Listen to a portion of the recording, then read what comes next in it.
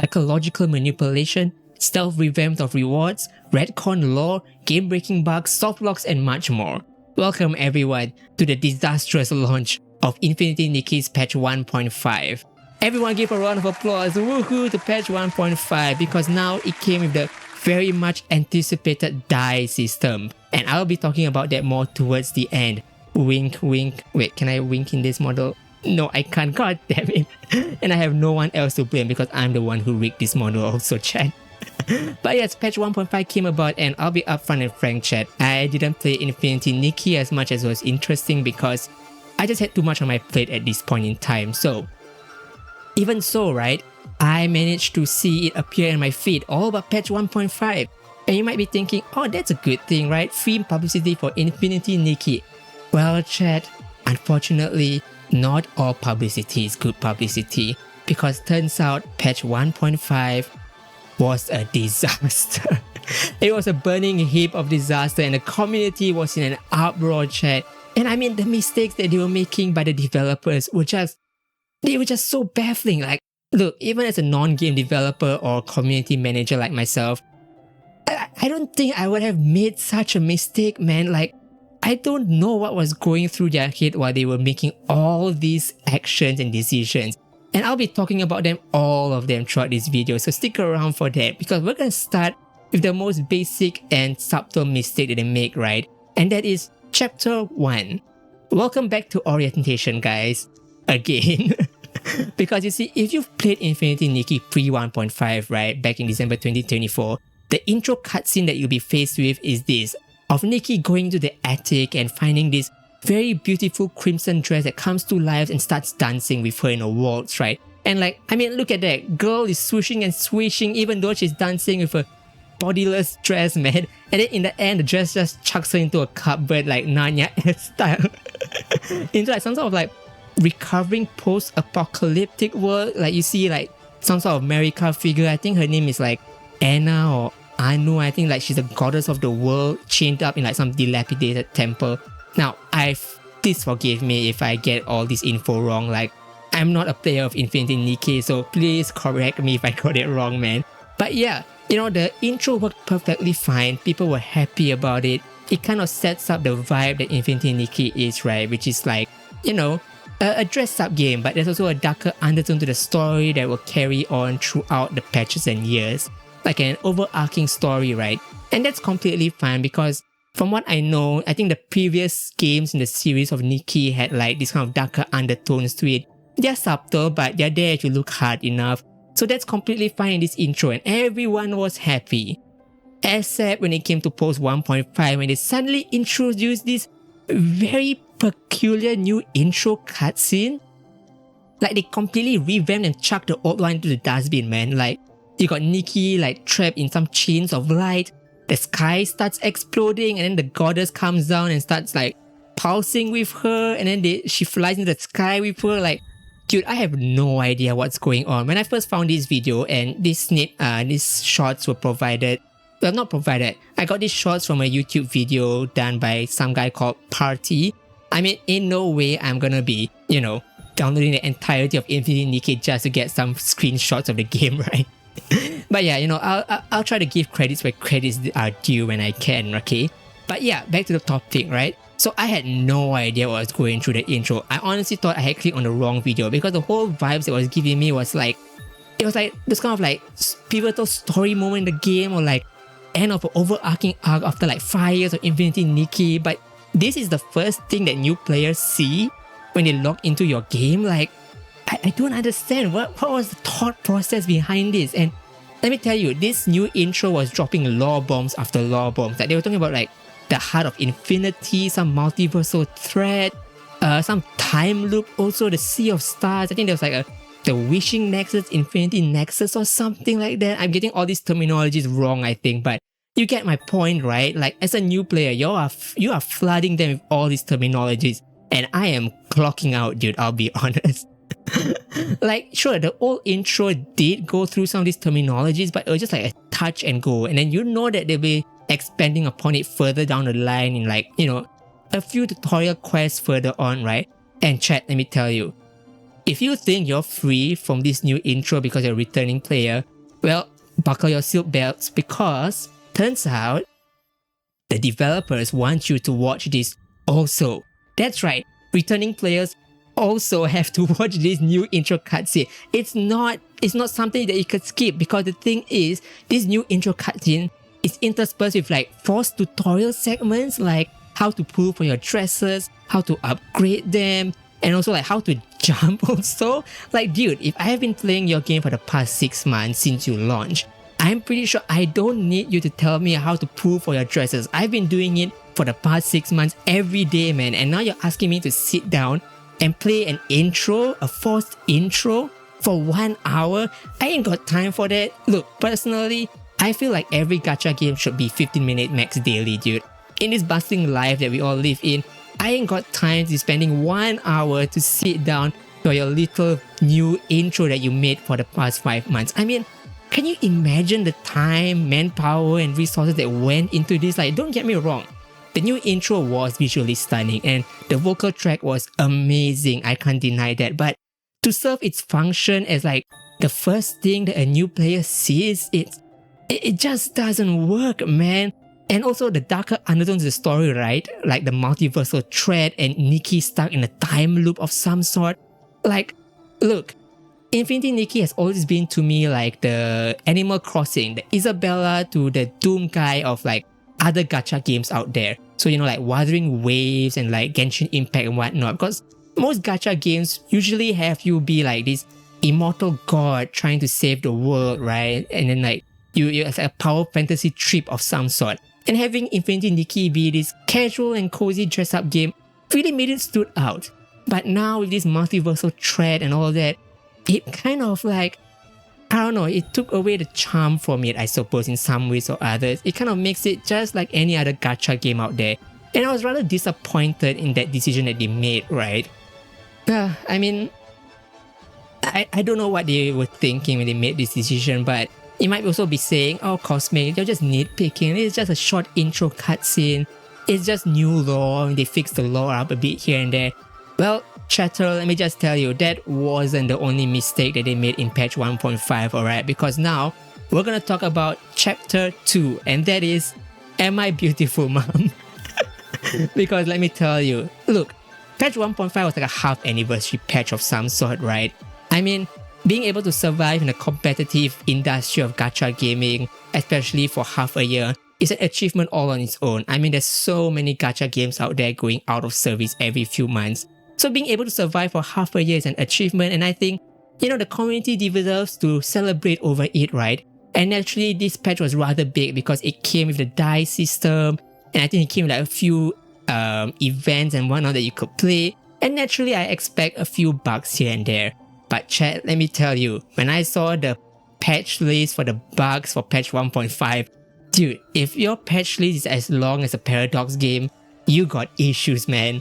Especially if you are a live service game. Here are some snippets I managed to get on the patch list, and you know, I think they purposely made it all rather obscure and not detailed so that people don't know what's going on behind the scenes.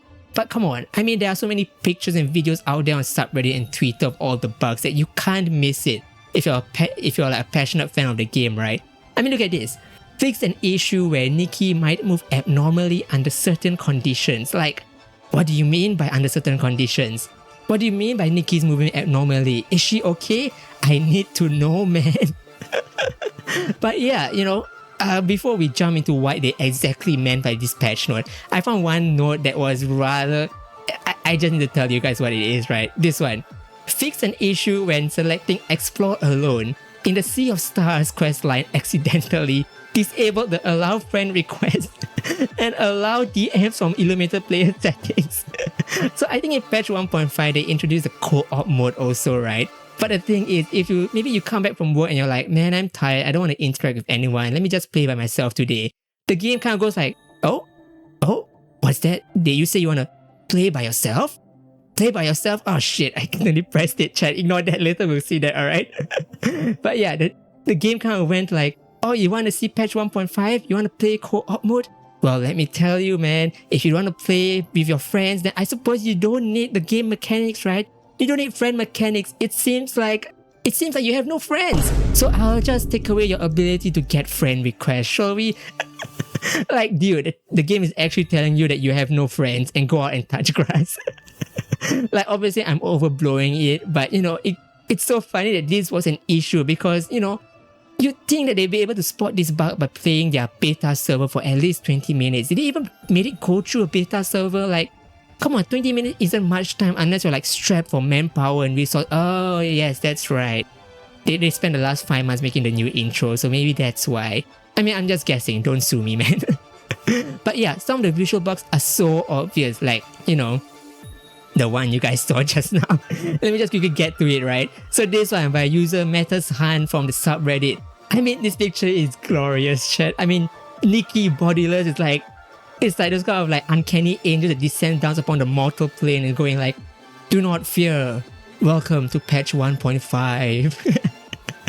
Especially with the rainbow behind the background. It's just beautiful, chat. And this isn't just the only issue, there's one more right here. Nikki says, my head hurts. This is from Maleficent Tank 77, also on the subreddit, and my god. Like, Nikki girl, look, it's not my place to judge your fashion taste. I'm not a fashionista, but I don't think it's your head that's the problem, man. You gotta look down. Oh, but chat, no, this is not the worst. There's something even worse than this one. I present to you the next specimen of Nikki. The evolved form of angels, dude. I can't even tell if the wings are the legs or the arms at this point. Like, if you're gonna create a Bloodborne 2 sequel, and I'm not talking about the Nintendo one, no, not the Nintendo exclusive one. I'm talking about a proper Bloodborne 2 sequel. They need to hire the Infinity Nikki developers for like concept art or something because, man, this is peak Eldritch or Cosmic Horror, and I love Eldritch or Cosmic Horror. It makes me actually want to play more of the game now that I see Infinity Nikki like this. Okay, but I'm just joking, right? So with all these bugs and all that, technically, it will just take them time to fix it, right? It's not like a huge major issue that will cause the game to shut down and whatnot. Like, sure, it's a bad look that you put it for your half-year anniversary, especially one that was highly anticipated, but it's something that's still fixable. But chat, my man, there's something that's not fixable, and that's something that they did that very clearly shot them in the leg. And that's where we are at chapter 3. We're wholesome. We of unnamed gacha developer of unnamed gacha game are wholesome. Just ignore all the weird symbols in our words, man.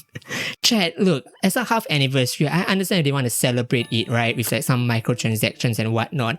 And look, I have my qualms about microtransactions, but I think they're like a staple in the gaming industry at this point, not just the gacha industry. So, well, I suppose you're gonna put it in, and yeah, it's gonna be there, right? So the microtransaction that they released was this one.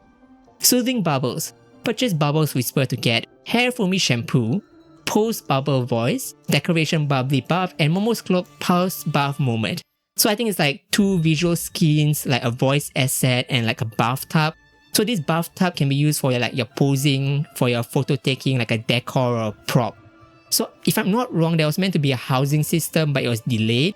So technically this item here, the bathtub, I suppose you could say it's like half functioning at this point, but that's beside the point, right? So if you were to buy this set, right, I had to guess the price would maybe be like, what, $7?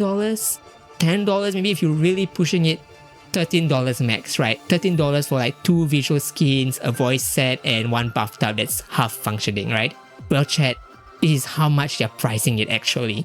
They're pricing it for $14.98, $15 basically, right? This is pictured by Chip Ship also, so kudos to them. But $15, chat, that's crazy amount. You could probably get like Hollow Knight or Celeste for even cheaper than that. And you can get much more hour from your value that you spend, right? And I think the main focus is this one here. The original price of $73. $73? Like, what? Dude, you can't expect me to think that you think that a bathtub, 2 visual skin assets, and a voice set cost $73. Dude, even League of Legends, the one with the scummy skin sales, yeah, sure, they have like $300 skins, but most of their skins like what, $20, $30 max? And you're charging me a full price of $73? I could get like Expedition 33, Red Dead Redemption, Elden Rings even, for a price lesser than that, dude. Who the hell's buying this? Who the hell's marking up this price to $73? And then, you might be saying, oh, Cosmic, that's fine. The original price is clearly just $15. You can just ignore. No, you can't ignore. This is not just a marketing tactic, man. This is manipulation tactics. I think it's like a negotiating technique called like dead weight or anchoring, where like your first proposal is ludicrous, so that by the time you kind of negotiate with the other party, you go down to a point where you can be like, oh look, I gave so much leeway already. I gave up 80% of my original asking price. Surely you can give me $15, right? With some goodwill also, because I've given you so much leeway. No. This is clearly a negotiating tactic, and it's a very dirty negotiating tactic. I don't know why they're doing this even, because let me tell you, chat, they are not strapped for money. Last I checked, I think it's estimated that Infinity Nikki is raking in like $9 million a month. $9 million a month, chat. And then, since they're the developers of Love and Deep Space also, that game is raking in a lot of money. Like, I think like mind-blowing amount of money. That's at the same level of Hoyoverse and like Wuthering Waves. I'm talking about like 50 million a month on something like that amount. So they are not strapped for money, chat. So the fact that they're trying to still squeeze their loyal fan base with $15 for this kind of asset is just criminal. And also, how did they set up $73? What made them choose this number, right? Like, did they like do any calculations, or did they just pull it out from the air, right? Because at that point, why not just charge it $100 and say like, oh look, we decreased the price by 90%. Wow, good deal, buy now. I don't understand. It makes no sense why they decided to go through all this just after 6 months, dude. Your game was doing fine. It's mind-baffling, and that's not the worst thing, chat. No, they even went further than that.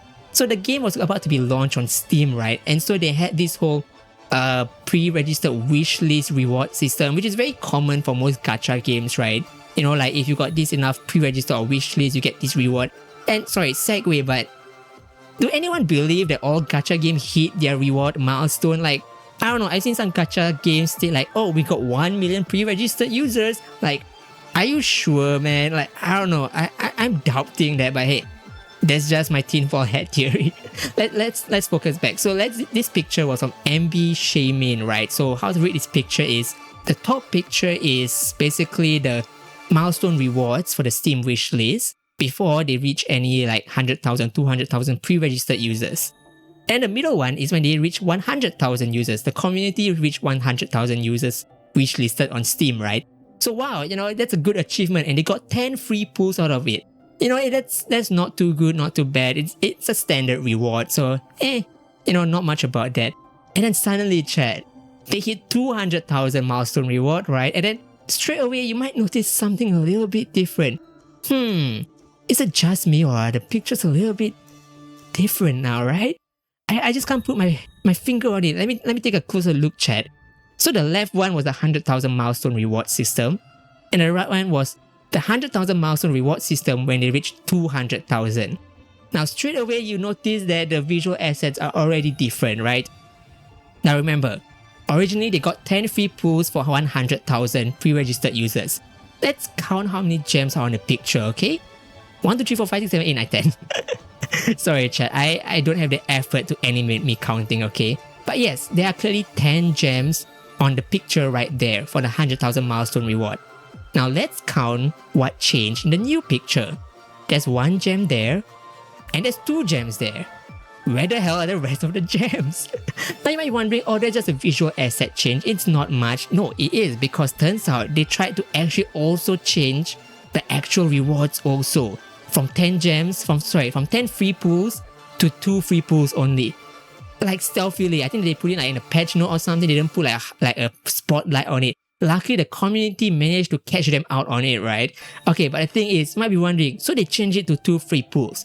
What happened to my other 8 free pools, right? Well, chat, let me show you the 200,000 milestone reward. Let's go ahead and count the gems again. 1, 2, 3, 4, 5, 6, 7, 8. Oh, what's this? 8 gems? Coincidentally? Turns out, they just shifted the 8 rewards to the 200,000 milestone rewards. Like, what? So in the end, you only got 10 free pulls no matter what. Dude, I don't understand what was your thought process. Like, if you were just gonna give 10 free pulls in the end, why even make a 200,000 milestone reward, right?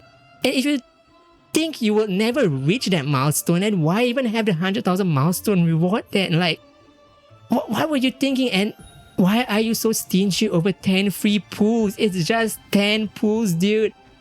Like, that's just half of a PT for one item set. You need a full 180 PT for a full set system. Well, it used to be 180, but that changed. I'm gonna talk about that soon, chat. But yeah, about this reward for the Steam, is it criminal? I don't know. You change the rewards retroactively like that. Is that even allowed? I don't know, man. But after the community uproar, they changed it to like 10 free pulls for 100,000 and another 10 free pulls for 200,000. So thankfully, the community managed to catch them out on it. But who knows? They might actually try it again one day for something else, right? So I don't know, man. All that goodwill you had with your players, they're more or less gone, and they're further sinking because now we have to talk about the big and final item on the list, and that is this one right here, chat. No, not this one. This one right here, chat. The dying system, or as I like to call it, your wallet dying. Now, in any fashion game, being able to customize the colors of your dress is, something everyone would want, I suppose, right? You'll be able to fully customize your dress to a nicer color if you prefer and whatnot, and share them on the game system, right? And off the bat, you could see there are like areas 1 to 8. So this refers to like the different clothing articles. So like maybe this one refers to the skirt, this one refers to like the shirt and whatnot, right? So each of these areas have various color palettes. I think there's like 7 or 8 around there. So that's already quite a lot, right? And in each color palette, there's like 8 colors in each of them. Wow, a lot of variety, you might be thinking. Well, chat, I have very bad news for you, because turns out, right, to unlock all these color palettes, first of all, for the 4-star and 5-star dresses, you need to be able to pull the dupes for them. That's right. To unlock all the color palettes, some of them you need to evolve your dresses once, I think, if I'm not wrong about that. So you need to pull dupes. So that's the essence of it. You need to be able to not just get your dresses once, you need to be able to get your dresses twice. And that's the worst thing, because for the 5-star dresses, generally they have like 9 clothing articles, I think. But then, strangely enough, for the new patch 1.5, they introduced 2 new 5-star dresses with 11 clothing articles. Now remember, I said that for each clothing article, you need a PT of like 20 to guarantee a success on them, right? If I'm not mistaken, if I don't think there's like a 50-50 mechanic on it. But 20 PT pool, 9 clothing articles, to get a full dress, right? For your PT, you need 180. And then suddenly now the game introduced 11 clothing articles. So now you need 220 PT pool to be able to get it. And if you want to unlock all the color palettes, you need to pull the dupe for it. So that's a times 2. So now you need 440 PT pool just to be able to get a 5-star dress all the way and unlock all your color palettes. And chat, that's not even talking about the new resources. I think it's new, but the resources, I think there's some prism or crystals that you need to unlock the color palettes too. So I think there's like 3 different prisms that you can have. So like 1 for 3-star, 1 for 4-star, and 1 for 5-star dresses. And already off the bat, that's just terrible, dude. They're segregating your resources, so you can't like compile them all into your favorite dresses, and that just sucks. But that's not the thing. So as far as I know, you can only get these gems from like the event that's happening right now. So we don't know how long that's gonna last, or if it's gonna even last forever. Or the other way you can get these gems are from the monthly shop. Now, the 3-star and 4-star dresses, you get like I think 25 and 25 each a month you can buy. While the 5-star dresses, you can get 15 a month. Now chat, someone on Reddit actually made the calculation, and for you to unlock as a free-to-play player, right? Let me get this straight. As a free-to-play player, for you to unlock all the color palettes by the monthly shop, right? You need to take 25 months. That's right, 25 months. That's crazy, dude. I don't even think I hold on to my clothing for 2 years, dude. And you want me to do that for some PNG graphic like pixels on the screen for a gacha game? 2 years? Not even it's just to unlock new coloring and effects, man. Like, why not make it universal? And the thing is, right, you want to unlock the color palette, you gotta unlock the colors inside it also. So all these individually you gotta unlock also. And then that's just for one clothing article. It's not for the whole entire dress. You gotta do it for each and every clothing article. It's such a hassle, and it's just so greedy, dude, because you could either wait 25 months or you could spend like $50 or something to get the required amount to do so. Like, do you really need that much money? You're making like 9 million a month already, man. Just I don't know. That's it just gives for a game that was meant to be a cozy vibe. These predatory gacha marketing techniques are it's just disgusting, chat. I don't know what was going through the developer's head, and it's just such a shame that such an interesting concept of a game is now reduced and like have their reputation destroyed by all these terrible marketing techniques, dude. Which leaves us now to chapter 4. Where does this leave us, right? Where does this leave the Infinity Nikki community? Now, will this game go out of service? Probably not, dude. They're making like a lot of money, still 9 million. And while it is very good that the community is in an uproar about all this very evil marketing technique, you gotta remember, most people who are watching content creators or even on the subreddit, they're probably like the minority, right? The vocal minority. Most people don't actually follow content creators and whatnot. So it's, we'll see about that because, hey, look, for the past iteration of the games, they have like the universal colorings for the dresses, right? So maybe they'll change the individual colorings here to the universal coloring for the dresses like the previous games. But we'll see about that. And some of the uproars did work, like the Steam wishlist rewards got changed back after people caught them on it. So, fingers crossed. All I could say is that, the Infinity Nikki community, the stylists, they don't deserve this kind of treatment from the game, man. And I really wish you guys, all the best down the line. And hopefully this could serve as a warning to other gacha players that, as wholesome or like as good as a gacha game is, you gotta remember that most gacha game, they run on a gambling instinct, and their whole point is to extract money from you. So just be careful about that. But yeah, that's all I gotta say about it. Maybe I'll see you guys around the next video, maybe 2 years from now. No, I'm just kidding. I'm gonna try to make videos again, chat. I'm reviving this channel. So hopefully maybe like one video a week and like another 2 shorts a week on my other clip channel. We'll see about that. But yeah, enough rambling, chat. I'll see you guys next time. Goodbye.